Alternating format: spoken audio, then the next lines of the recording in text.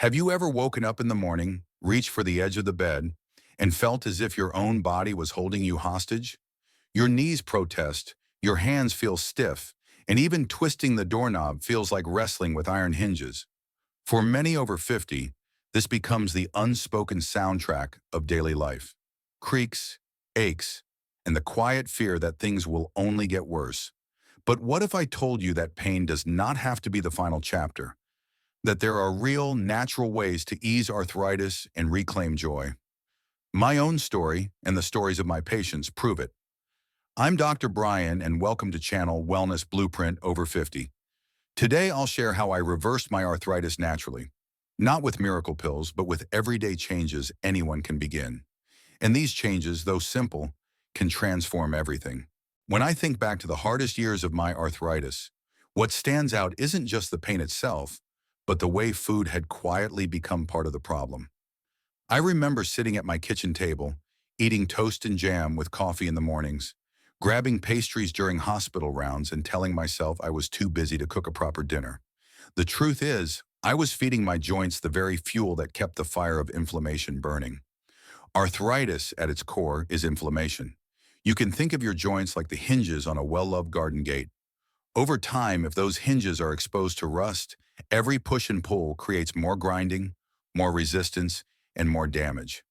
Now imagine pouring salt water on those hinges every single day. That's what processed foods, sugar, and refined carbs do inside the body.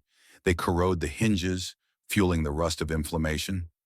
I began to realize that if food could fan the flames, then food could also quench them. And so I started with small but powerful shifts. Instead of white bread, I chose whole grains that released energy slowly. Instead of pastries, I reached for berries. They're deep reds and blues packed with antioxidants, tiny warriors that fight back against the rust. I swapped heavy fried meals for plates filled with color: green spinach, orange sweet potatoes, purple cabbage. Each meal became less about deprivation and more about painting a canvas that helped me heal. The science behind this isn't complicated, though sometimes it's hidden beneath big words. Certain foods cause spikes in blood sugar, and these spikes act like throwing gasoline on an open flame. In 2017, a study published in Arthritis and Rheumatology showed that diets high in refined sugar increased inflammatory markers in patients with arthritis. In everyday terms, this means that the donut that feels comforting in the moment may be quietly stiffening your knees for tomorrow. On the flip side, omega-3 fatty acids, found in salmon, walnuts, and flax seeds, act like oil on the rusty hinges, smoothing movement and calming irritation. I'll never forget one of my patients, a retired teacher named Margaret. She came to me frustrated because her medications weren't enough. She said, "Dr. Brian, I just want to hold my grandchild without wincing." We started with her pantry. Out went the crackers, sodas, and sugary cereals. In came fish twice a week, a handful of walnuts in the afternoon, and a cup of green tea after dinner. At first, she missed her old habits. Change always feels like stepping into a cold pool. It shocks you. But within a month, she noticed she could climb the stairs with less stiffness. Within 3 months, she told me she had started knitting again, something she had abandoned years earlier because her fingers couldn't take it. For me, turmeric was the secret spice that sealed the deal.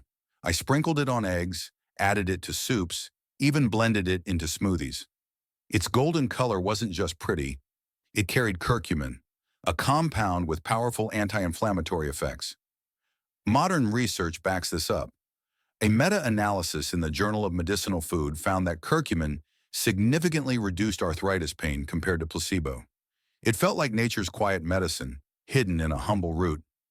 But here's what I want to stress. This was never about perfection. I slipped up. I ate pizza at family gatherings. I enjoyed cake at birthdays.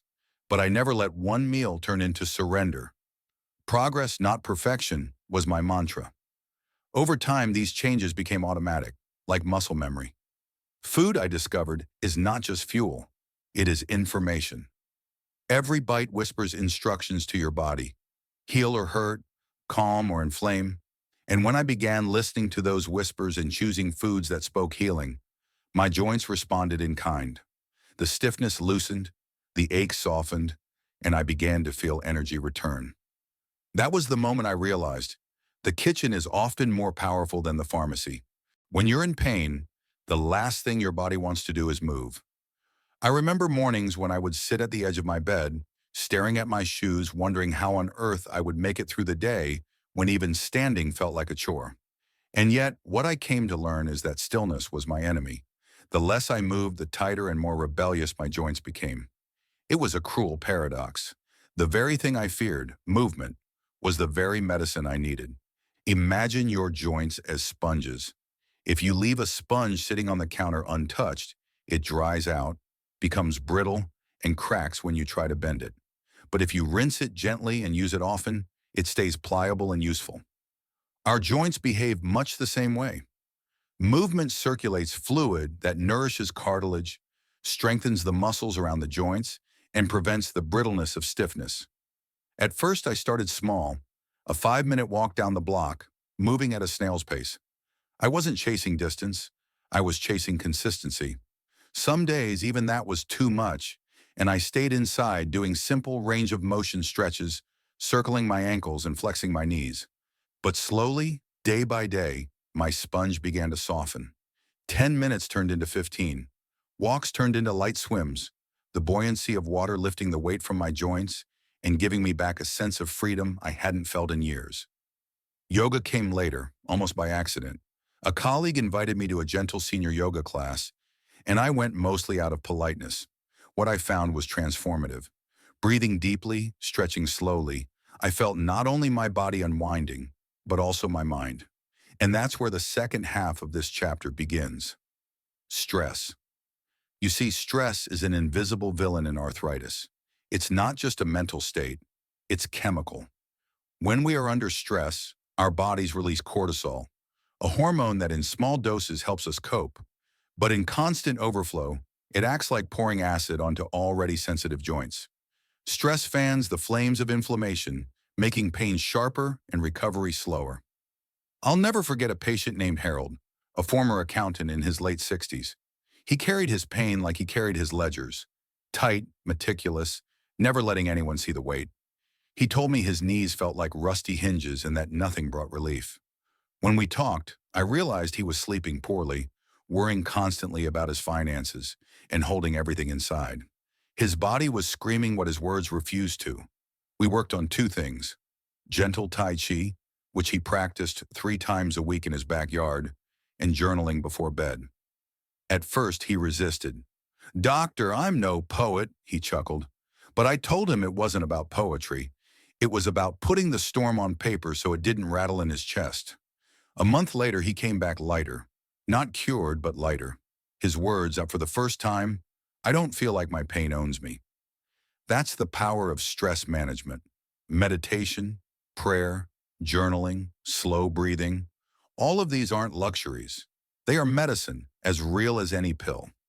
A study in the Annals of Behavioral Medicine found that mindfulness-based stress reduction led to significant improvements in pain perception for arthritis patients. Science is catching up to what our grandmothers already knew. A calm mind helps a weary body heal. For me personally, meditation began with 5 minutes a day, sitting quietly with my eyes closed, focusing on my breath. My mind wandered, of course, it always does, but each time I guided it back, I was building resilience. Soon those 5 minutes stretched into 10, and I found that not only was my stress lower, but my joints were less reactive.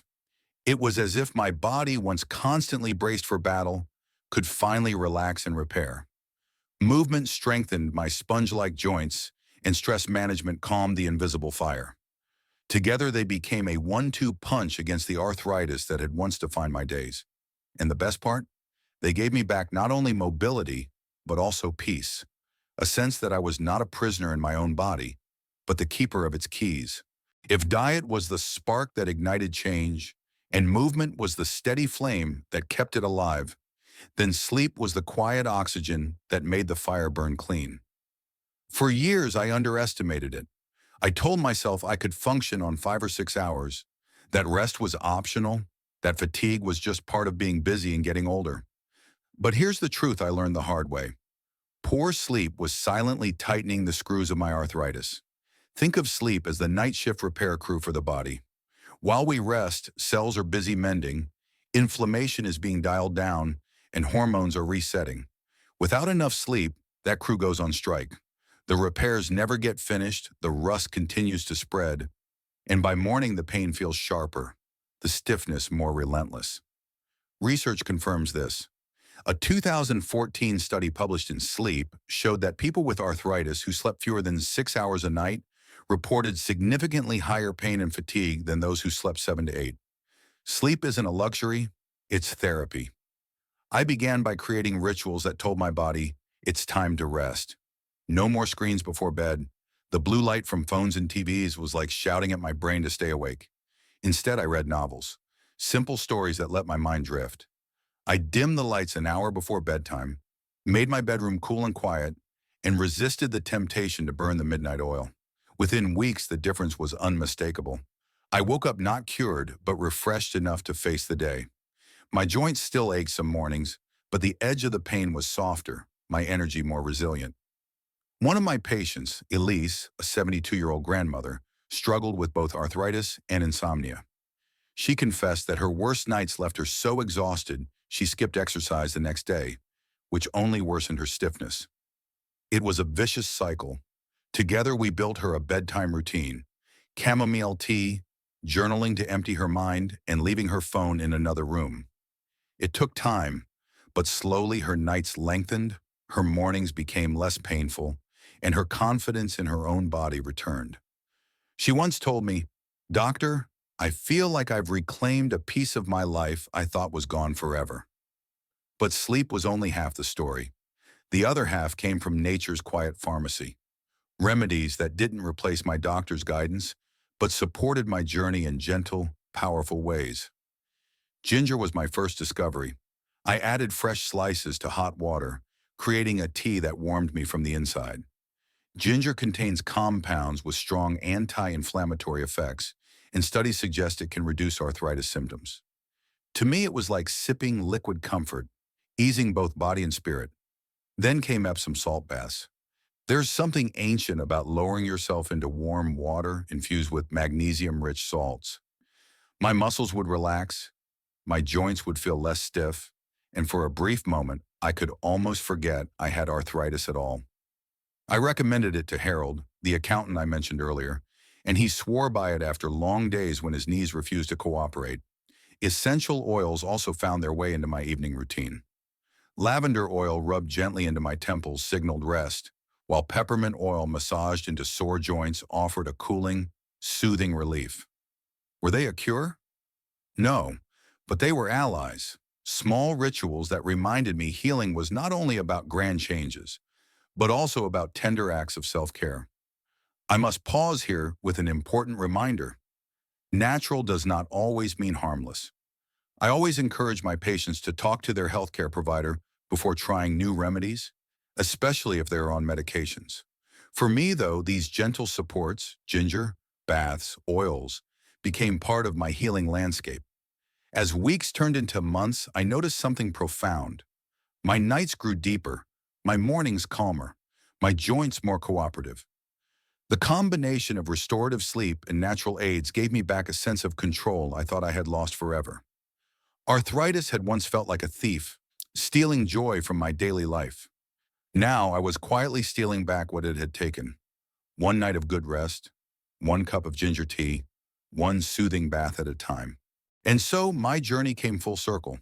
By changing the way I ate, moving my body with kindness, calming the storms of stress, protecting my sleep, and leaning on simple natural supports, I discovered that arthritis didn't have to define my story. If you take anything from this, let it be this. Small steps create big changes, no matter your age. Your body is listening, and it can still heal. Start with one change today, however small. I'm Dr. Brian, and here on Wellness Blueprint Over 50, I promise you've got this, and the best chapters are still ahead.